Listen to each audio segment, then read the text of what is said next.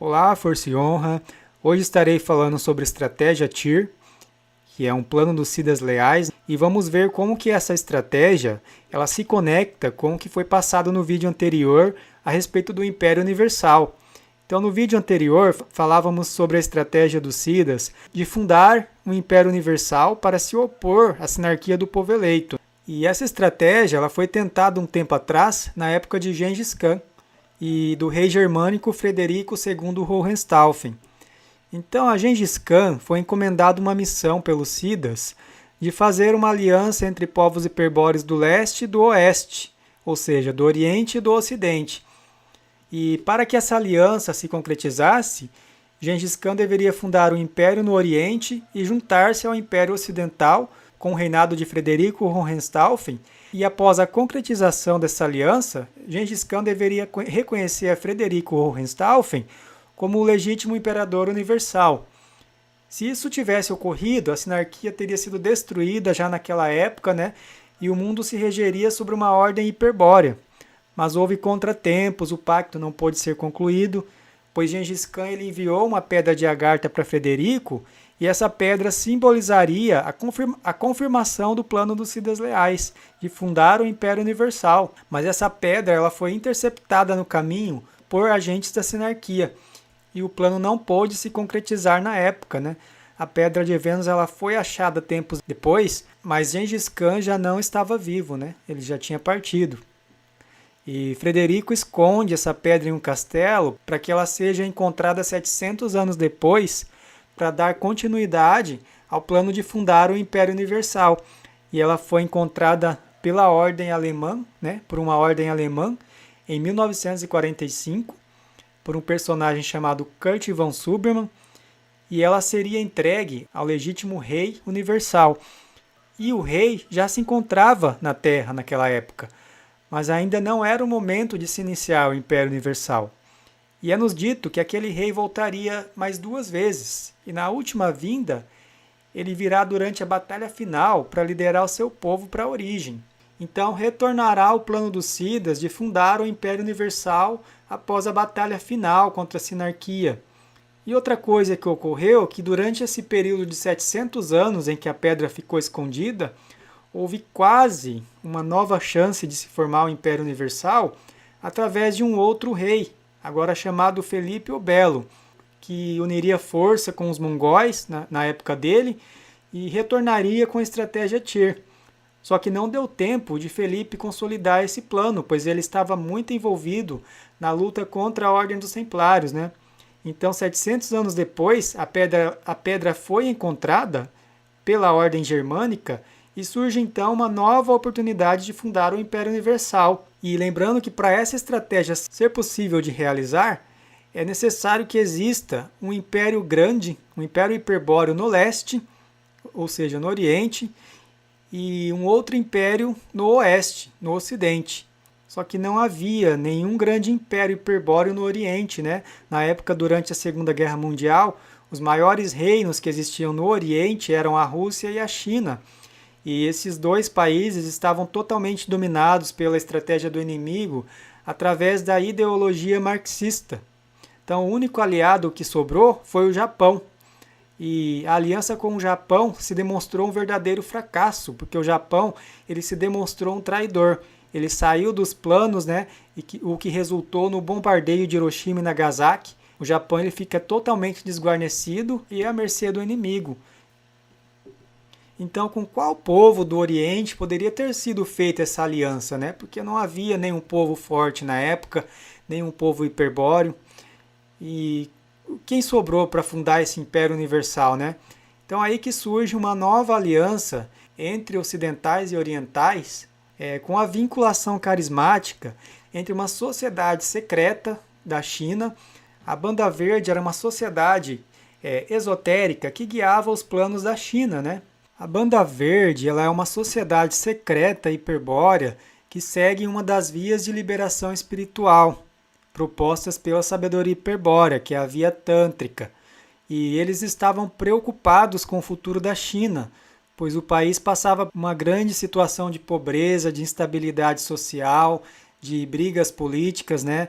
Havia um conflito ideológico entre Mao Tse-tung, que estava enfeitiçado pelo comunismo, e outro líder chamado Chiang Kai-shek, que planejava entregar a China para os banqueiros mundiais. Aí vemos a influência do sistema cartaginês anglo-saxão na aplicação do princípio da divisão, né? Só que havia uma grande diferença entre esses dois líderes, porque Mao Tse-tung acreditava no povo chinês e o povo chinês acreditava em Mao Tse-tung. Ou seja, ele era um líder carismático.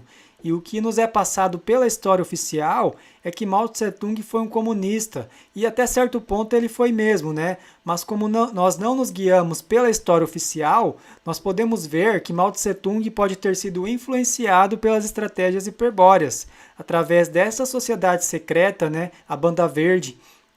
E a SH nos orienta a ter prudência quando a gente for analisar os líderes do sistema, porque esses líderes podem incorporar certas ideias dentro de seus governos que são ideias hiperbóreas, né? Isso é resultado de uma luta interna dentro de cada um de nós. Nós temos que ter prudência ao analisar, porque muitos líderes podem sim, inconscientemente, estar sendo guiados pela sabedoria hiperbórea. E nisso, os Siddhas leais, eles veem uma oportunidade de se introduzir as estratégias hiperbóreas sobre esses líderes, né? Então não venho aqui especular ou fazer propaganda comunista, porque não se trata disso, né?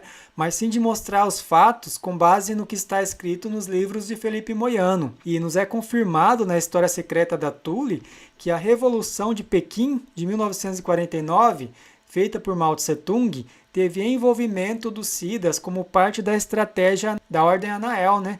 A China é dita como sendo um dos vértices de liberação, ou seja, um dos países utilizados pelos Siddhas para se executar políticas nacionalistas hiperbóreas. Só reforçando, pessoal, que o nacionalismo hiperbóreo ele não tem nada a ver com o nacionalismo do sistema, tá? Esse aí utilizado pela mão direita do Demiurgo. É um nacionalismo místico, mais voltado para a liberação espiritual. Não só envolvendo liberação econômica, né? Mas também da influência religiosa, das sociedades secretas do Demiurgo, enfim.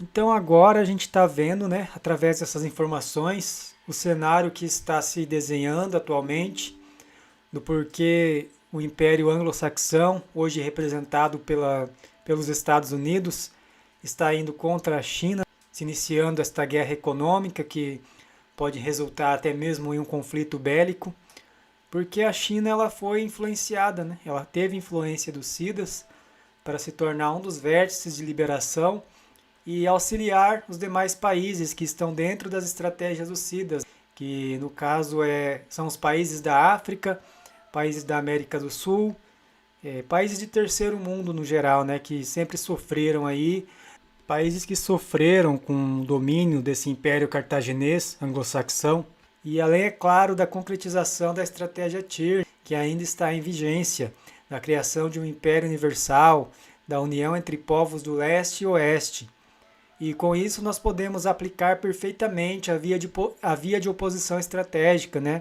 Porque agora nós podemos ver claramente as estratégias do Demiurgo, do nosso inimigo, para poder barrar com as estratégias dos Siddhas leais, utilizando povos anglo-saxões para ir contra a ideia de império universal, para que esses povos de terceiro mundo não se unam e todos deixem de olhar para o leste, né? Olhar para a China e passem a olhar para os Estados Unidos, para as grandes potências anglo-saxônicas. Temos então o governo americano tentando isolar a China do restante do mundo, colocando sanções econômicas, tentando recuperar a confiança do mundo no governo americano, que foi abalada nos últimos anos, né?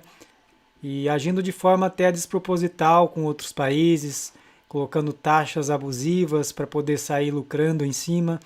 Então, princípios de povos que não têm honra com os outros, né? Isso é somente o que a mídia nos passa, né? Que por detrás dos bastidores pode estar ocorrendo um conflito entre duas ideias. A ideia de império universal contra a ideia de governo mundial, que foi apresentada no vídeo anterior. E eu particularmente acho de extrema urgência analisarmos toda essa situação sobre o ponto de vista da sabedoria hiperbórea, pois nós podemos estar vendo o início da batalha final, que é falado, né? E o retorno da guerra essencial no teatro das operações. Então, para finalizar esse vídeo, eu vou estar colocando aqui algumas partes dos livros de Felipe Moyano que comprovam aquilo que foi apresentado nesse vídeo de hoje, para que os estudantes da sabedoria hiperbórea possam estar revendo para poder analisar o cenário que está se desenhando.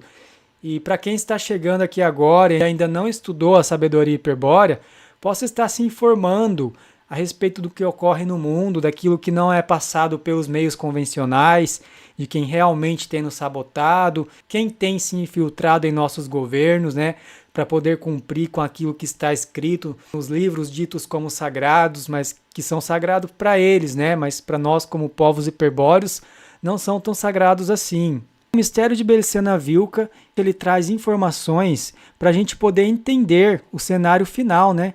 O cenário de guerra essencial que vai se desenrolar aqui na Terra.